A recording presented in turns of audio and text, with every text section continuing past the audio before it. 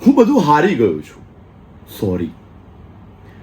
આ શબ્દો હતા પ્રબલ જૈન નામના 35 વર્ષના એક પ્રોપર્ટી ડીલરના. અને લગભગ 4 પેજમાં સુસાઇડ નોટ લખી અને એણે 11મા માળેથી છલાંગ લગાવી. એની પત્ની જોડે એણે છેલ્લી વાર વાતચીત કરી હતી. કારણ શું હતું? જે આઈપીએલમાં સટ્ટામાં કે ગમે તેમાં 70 લાખ રૂપિયા હારી ગયા હતા. હવે અહીંયા પ્રશ્ન એ થાય છે કે આઈપીએલ દર વર્ષે આવા કેટલા લોકોનું ઘર બરબાદ કરે છે. અને એવું નહીં કે માત્ર પૈસાથી, સમયથી પણ. એકવાર આ વિડીયોને ધ્યાનથી જુઓ અને પછી મનથી તમારી જાતને પૂછો કે તમારે કે તમારા છોકરાઓએ, તમારા સંતાનોએ કે તમારા મિત્રોએ ખરેખર આઈપીએલ જોવી જોઈએ? શું કામ આપણે આટલો ટાઈમ વેસ્ટ કરવો જોઈએ? તમને ખબર હોય તો આઈપીએલની total brand value 90,000 crore plus છે અને એની એક સિઝનની રેવન્યુ 10,000 કરોડ પ્લસ છે. મોટા મોટા પ્લેયર્સની વાત કરીએ તો વિરાટ કોહલીની આઈપીએલની એક સિઝન એને લગભગ 21 કરોડમાં પડે છે અને રોહિત શર્માને 16 કરોડમાં પડે છે. આઈપીએલની એક મેચ લગભગ એક ઇનિંગ્સ 1.5 કલાક પ્રમાણે ગણીએ તો 3 થી 3.5 કલાક જેવી એક મેચનો સમય હોય છે અને દર સિઝનમાં 70 કરતાં વધારે મેચ રમાય છે, એટલે લગભગ 250 જેવા કલાકો દર સિઝનમાં આઈપીએલ જોનારા 250 કલાક બગાડે છે. જરાક શાંતિથી બેસો. આ 250 કલાકમાં કમાવાવાળાએ 21 કરોડ કમાવી લીધા, કમાવાવાળાએ 16 કરોડ કમાવી લીધા. તમે શું કમાવ્યું?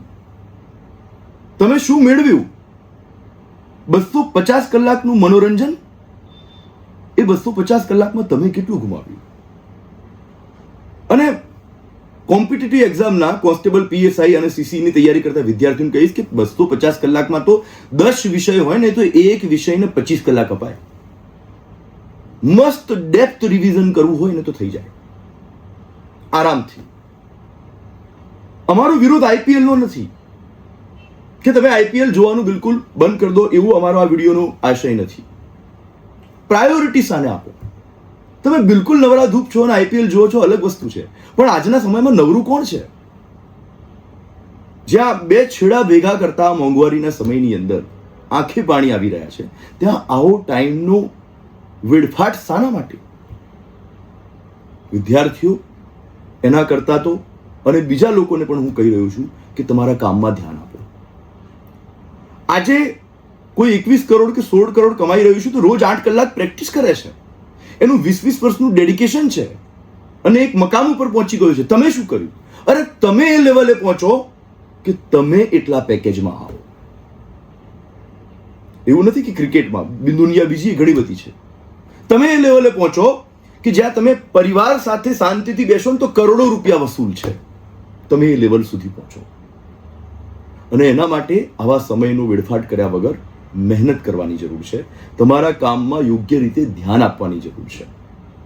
આ બધી વસ્તુઓ ઉપર ખોટો તમારો ટાઈમ વેસ્ટ કરીને તમને ખબર નથી પડતી કે કેટલો ટાઈમ અને કેટલો સમય અને કેટલા પૈસા બરબાદ થઈ ગયા, કેટલો ડેટા તમારો બરબાદ થઈ ગયો. અને અંતમાં જ્યારે પરીક્ષા અથવા તો ખરેખર ટાઈમ આવે છે ત્યારે તમે કહો છો નસીબ જ ખરાબ છે. અરે નસીબ તો સારું જ હતું, પરંતુ તમે તમારા એ નસીબના સમયને વેડફી નાખ્યો છે. તો હું ફરી એકવાર ખાસ કહીશ કે આઈપીએલમાં સમય બગાડવા કરતા તમારા સંતાનોને પણ અને તમે પણ એ રીતે ચેતવો કે આ બધી વસ્તુ કરતાં આપણી જરૂરિયાતની, પ્રાથમિક જરૂરિયાતની વસ્તુ ઉપર પહેલાં ધ્યાન આપીએ. પ્રાથમિક દેખાદેખીમાં કે એની અંદર વધી જવાના જગ્યાએ આપણે આપણા તૈયારી ઉપર, આપણી એક્ઝામની પ્રિપેરેશન ઉપર કમ્પ્લીટ ધ્યાન આપીએ અને રિવિઝન ઉપર ધ્યાન આપીએ. કોન્સ્ટેબલના વિદ્યાર્થીઓ તો ખાસ, કેમ કે તમારી જોડે સમય નથી.